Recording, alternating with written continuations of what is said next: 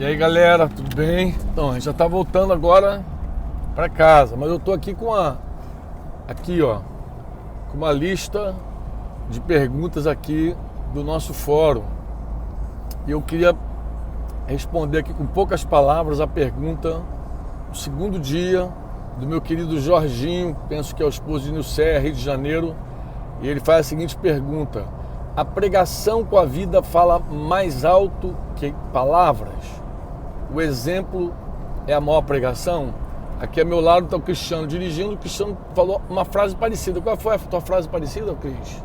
Uma frase atribuída, eu acho que não lembro exatamente o autor, não sei se foi São Francisco de Assis.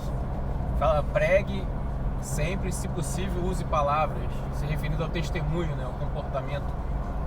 Então, basicamente, eu acho que é isso que o Jorginho está perguntando. Bem, de forma prática, eu quero dizer o seguinte: os apóstolos não foram proibidos de dar bom testemunho, de viver uma vida íntegra, de serem honestos, de serem dignos.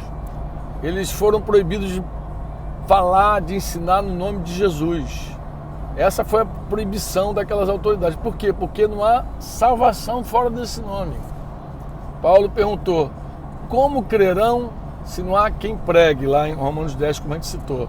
Então a pregação, ela é fundamental. Fundamental.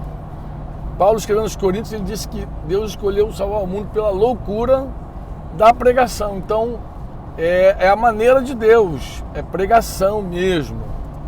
Agora, é fato que Paulo também, escrevendo aos Romanos, disse que a gente tem que ter o cuidado para que, por falta do nosso amor fraternal, a gente não destruir a obra de Deus. Porque a obra de Deus, Jesus falou que é que o mundo crê em Jesus. E para crer, alguém tem que pregar. O nosso testemunho, ele pode sim destruir a obra de Deus. Mas isso não significa que nós não devemos pregar. Porque para que as pessoas sejam salvas, alguém tem que pregar. Se você só ficar se comportando, não vai pregar nunca. Quando é que você vai pregar?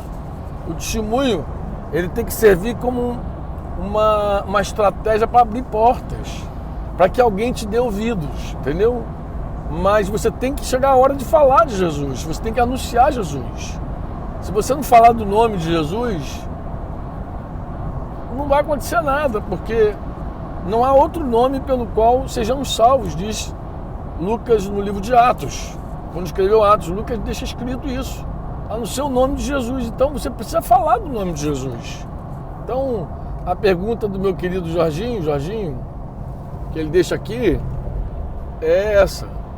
Ele pergunta se a pregação com a vida fala mais alto. Pode até falar mais alto, mas tem que pregar com a boca também. Você tem que chegar lá e proclamar Jesus, né? O exemplo é a maior pregação. Para mim isso aí é um discurso furado. A pregação é a pregação. O exemplo é o exemplo. Eu preciso pregar, falar do nome de Jesus, anunciar o nome de Jesus, que ele morreu, de que ele ressuscitou, e com a minha vida sustentar. Eu preciso viver da forma digna do Evangelho de Jesus e com a minha vida sustentar a minha pregação. Agora, pregação é sustentado pela vida, mas a vida sozinha não prega. Porque se pregar, então ninguém fala mais nada.